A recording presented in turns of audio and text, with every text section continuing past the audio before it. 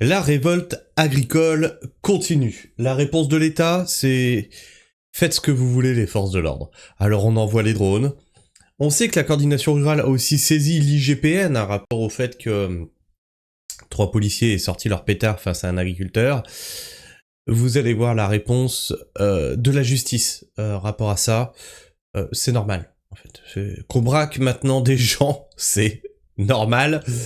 Bien sûr, fort avec les faibles, faible avec les forts. C'est la devise de notre République. Alors nous allons faire le tour de tout ça. Non, les blocages ne sont pas finis. Ils ont profité du fait que les agriculteurs n'aient pas voulu bloquer les gens pendant les fêtes, parce qu'ils n'ont pas envie d'emmerder la population, ils ont envie d'emmerder l'État. Donc ils ont profité du temps où les agriculteurs, ils ont dit on va laisser les gens partir en vacances, parce que eux aussi ils en chient, pour dire vous voyez, la révolte agricole est finie. Non, ça y est, elle revient. Elle se remet en place tout doucement, mais ils laissent aussi les gens revenir du premier de l'an. Hein, parce que les agriculteurs, nous, on est civilisés, tu vois. On est au contact avec la population tous les jours. Ce que vous, les ministres, les députés, tout ça, ben vous l'êtes pas en fait. Vous prenez des décisions du haut de votre tour doré, et nous, on est dans la même merde que eux. Bref, on va faire le tour de tout ça. Résistance paysanne qui nous dit comme si nos forces de l'ordre n'avaient pas mieux à faire. Et c'est la Dépêche du Midi qui titre ça. Dermatose nodulaire, des drones vont surveiller les agriculteurs sur le barrage de l'A64. Des drones. Ça vous rappelle pas pendant le gros vide, ils avaient sorti des drones pour surveiller les gens par-dessus chez eux. Faut vous en rappeler de ça. Alors je sais, l'actu va tellement vite. Une actualité en chasse une autre, ce qui fait qu'on oublie pas mal de choses. Mais oui, ils avaient sorti des drones pendant le gros vide. Ils avaient sorti des drones pendant les gilets jaunes. Et je crois que c'était pendant le Covid où ils ont dit, ça avait été jugé. Et ça avait été dit, non mais en fait, il faut demander une autorisation. Ils doivent demander une autorisation normalement pour pouvoir déployer des drones. Autorisation qu'ils n'avaient pas. En plus pour survoler des espaces privés. Et Val, journaliste qui nous dit, ils surveillent les délinquants normal, soutien à eux, face à vous. Ok, donc les agriculteurs sont des délinquants.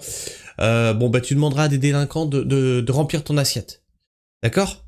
Fils de professionnel. Et va des rétro Satanas qui nous dit armer les drones ou pas, au point où on en est, effectivement. Pourquoi pas les drones armés ? Les centaures déployés pour les agriculteurs sur l'A64 suite au blocage d'une nouvelle parcelle de l'autoroute A64 au niveau de Caser.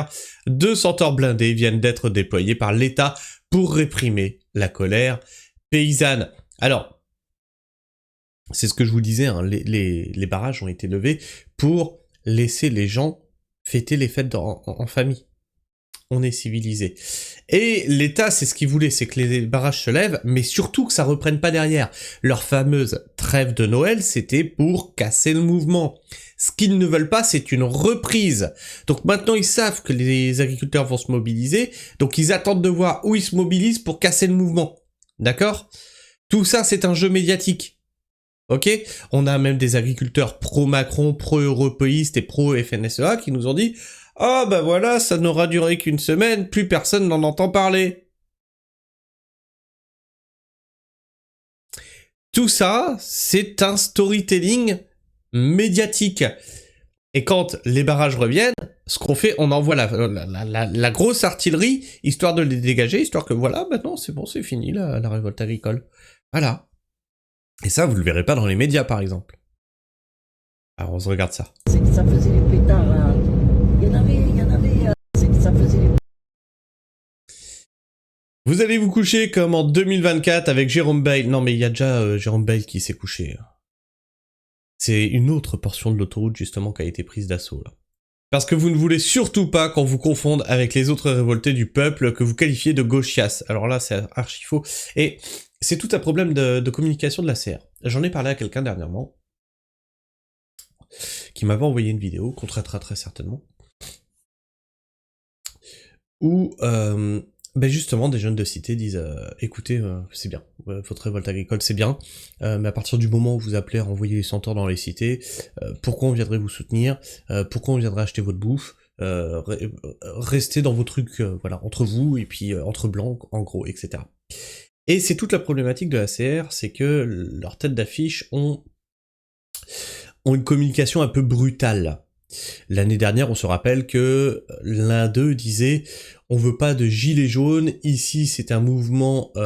comment qu'il disait c'est un mouvement... je sais plus.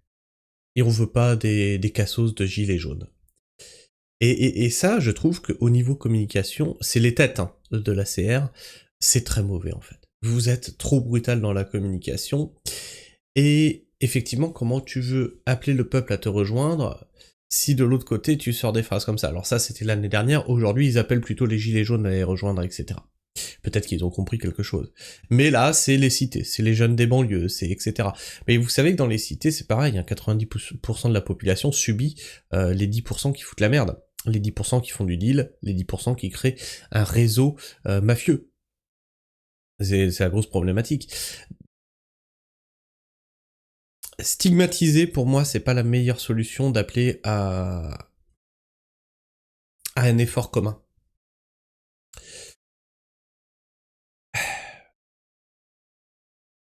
Je sais pas si je suis très clair dans ce que je dis. Pareil, hein, on en parlait en repas de famille, les révoltes, là, il y en a plein qui vont se mettre en route, mais la problématique de l'État, c'est qu'il va dealer avec les syndicats. Tiens, toi je te donne un petit avantage, paf, on lève les barrages. Les routiers, je vous donne un petit avantage, paf, on lève les barrages. Les taxis, je vous donne un petit avantage, paf, on lève les barrages. Il y a rien de commun en fait. Il y a aucune lutte commune. Qu'est-ce qu'on veut? On veut la démission de Macron? Ok. Bah alors, on va jusqu'au bout, jusqu'à ce qu'on obtienne la démission de Macron. Est-ce que, de l'autre côté, c'est pas quelque chose voulu par Macron? Je m'explique. Macron, il lui reste 1 an. On patiente. On patiente 1 an, on n'a même plus besoin de demander sa démission, il va dégager dans 1 an. Dans le sens où je dis, est-ce que c'est pas quelque chose voulu par Macron? Tu vois, il envoie les centaures, il essaye d'énerver et tout. Comme ça, il crée une guerre civile. Et il prend le pouvoir. Et il garde le pouvoir. Il lui reste 1 an. Et t'as l'impression que là, sur sa dernière année, il en met plein la gueule à tout le monde pour que ça se soulève. L'État va vite vous donner votre hausse à ronger et vous direz merci sur CNews. Alors ça, c'est un problème qu'il y a aussi, c'est ce que je disais, hein, bah tiens, les routiers, je vous donne ça, comme ça vous levez les barrages et vous faites pas corps avec les autres, les infirmiers, je vous donne ça, comme ça vous faites pas corps, et c'est des miettes hein, qui vous donnent, hein. Voilà. Après, toi aussi, tu peux peut-être confondre, là, dans ton commentaire, la FNSEA avec des agriculteurs, d'accord? C'est comme si je te disais que le MEDEF représente les ouvriers. Tu vas me dire, bah non, c'est de la connerie, mais arrête, fous-toi pas de ma gueule. Le MEDEF, c'est les patrons. Ben voilà, la FNSEA, c'est les patrons. Voilà. Pratique le centaure pour pousser un tracteur, pas besoin de sortir son arme, duel à égalité. Il y a quand même pas mal de gens qui disent ouais, en fait c'est mérité, c'est un peu bizarre. Allez faire un tour dans les caves des cités, vous trouverez certainement du RPG 7. Voilà, ça c'est le genre de commentaire. Toutes les personnes des cités ne sont pas des délinquants. Moi, quand je vise des personnes sur cette chaîne, ce sont des délinquants. Quand je dis racaille, je ne mets aucune couleur de peau derrière. D'accord ? Elle est... D'ailleurs, j'ai mis en avant plusieurs fois hein, des personnes racisées, je déteste ce mot, qui disent « j'en ai marre des personnes de ma communauté ». Voilà, il faut le savoir. L'Aude mobilisée à l'appel de la CR11, tous les syndicats du département sont réunis pour plusieurs actions, dont l'inspection de produits vendus dans des supermarchés comme Leclerc et Carrefour. Par exemple, l'aioli chinoise a été trouvée par les agriculteurs. Alors on va voir ça.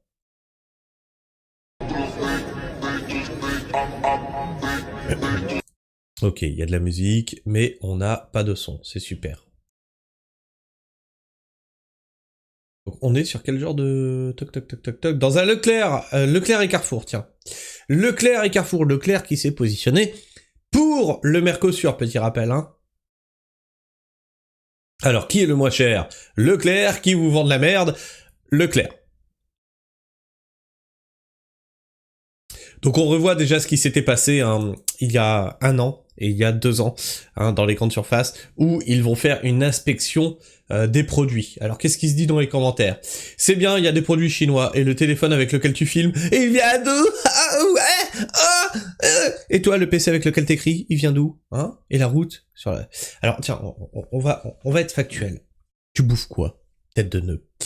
Tu roules sur des routes qui ont été faites par qui? Tête de nœud. Par des ouvriers, ouais. Des ouvriers qui te permettent d'aller jusqu'à ton magasin. Oh, le magasin dans lequel tu vas faire tes courses, tête de nœud. Il a été construit par qui? Par des ouvriers français. Un entrepreneur français qui paye ses charges françaises. Voilà le genre de gros débile. Mais j'ai l'impression qu'il y a de plus en plus, il y a une armée de trolls de l'UE. Jean Guessé qui nous dit « Frexit, que tout le monde se le dise !» Et le jour du vote, ne pas trembler, ne pas être lâche, soutien à la CR. Alors je suis assez d'accord avec toi. Problème, c'est que le jour du vote, on n'a pas de parti pro-Frexit.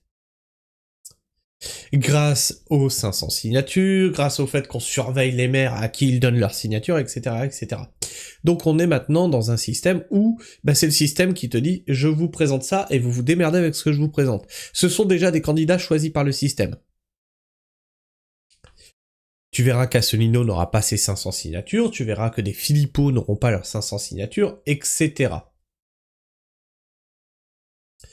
Et d'ailleurs, même quand ils se présentaient, ces partis Frexit ne faisaient que 1%.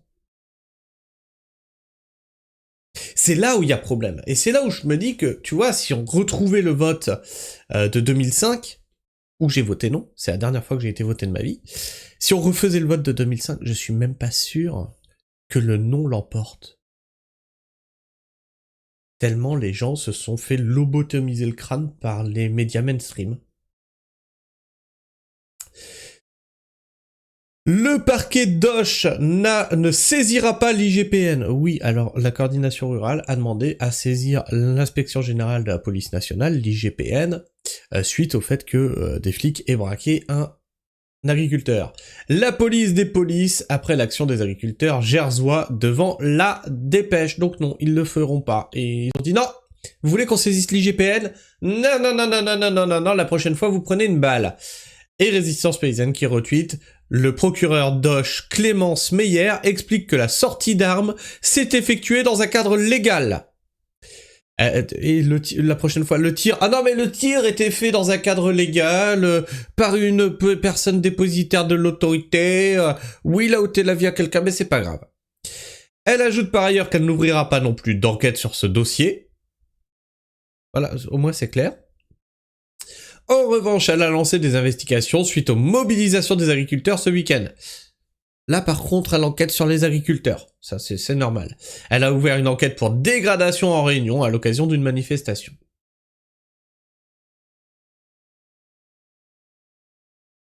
Ah, attendez, parce que là, j'avais un truc sur Emmanuel Ducrot. Alors, hop. Où elle est passée? Ma petite Emmanuel Ducrot. Non, parce qu'elle aussi, elle est... Voilà.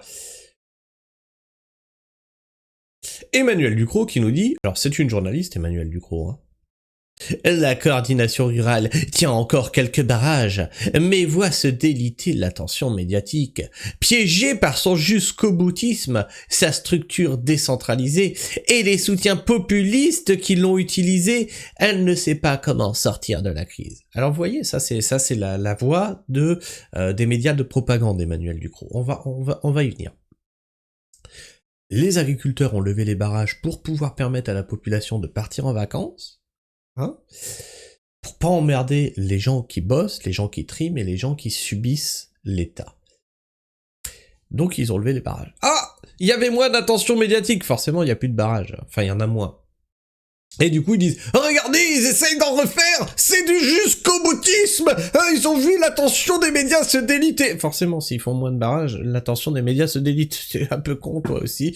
Et donc là elle essaye de nous vendre que Voilà, c'est les derniers points de révolte, ils savent plus comment faire. Vous savez, on avait déjà vu ce discours là pendant les Gilets jaunes.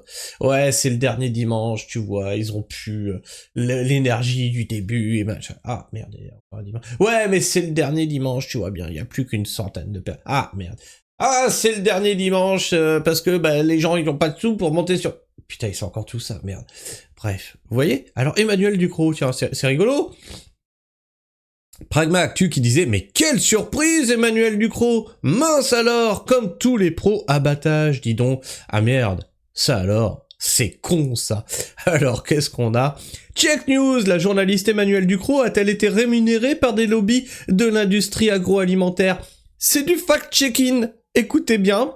Accusée sur Twitter par plusieurs de ses confrères d'être rémunérée par les groupes issus de l'agroalimentaire, la journaliste Emmanuel Ducrot, qui couvre le secteur agricole sur l'opinion, assure que c'est faux. Notre enquête montre le contraire. Alors, Emmanuel Ducrot, là, qui nous fait sa propagande pro Annie Genevard, pro-gouvernement, pro-FNSEA, est payé par les lobbies. Oh bah ça alors! Qui aurait pu s'en douter? Bref, je sais pas ce que tu penses de tout ça, n'hésite pas à me partager ton avis, ton opinion dans l'espace commentaire. Comme tu le vois, on est sur un système orwellien, on envoie des drones surveiller les agriculteurs, on leur demande de lever les barrages, ils les lèvent et on leur dit « Ah bah voyez, il y a plus d'attention médiatique, nanani, nanana », on est sur un truc propagandiste. Bref, tu peux t'abonner si tu es encore là en fin de vidéo, tu peux partager cette vidéo autour de toi, la liker, la booster, la commenter pour faire gigoter l'algorithme de YouTube, et bien sûr tu peux partager la pragmatisme autour de toi, tu peux faire rayonner la pragmatisme autour de toi. Sur ce, moi je vous fais la bise, prenez soin du sol bien entendu, et restez pragmatique. Allez, ciao!